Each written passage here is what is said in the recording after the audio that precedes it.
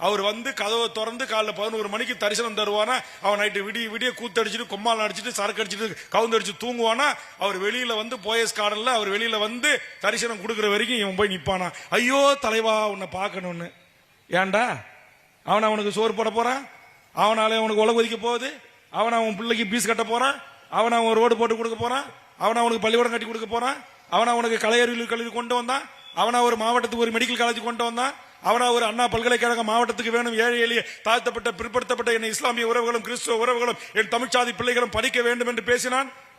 உனக்காக NRC NPRCA சட்டத்தை எதிர்த்து தமிழ்நாட்டில் ஒரு இந்து சமூகத்தில் என்று சொல்லக்கூடிய வேல் முருகன் என்று தமிழ் கடவுளை பெயரை தாங்கிய ஒரே ஒருவன் தாண்டா இந்த நாட்டில் CA NRC NPRக்காக 40 வழக்குகளை சந்தித்து இந்த நாட்டில் இருக்கிற அத்தனை மாவட்டத்துடைய நீதிமன்றத்து வழக்குகளை சந்திச்சவன்.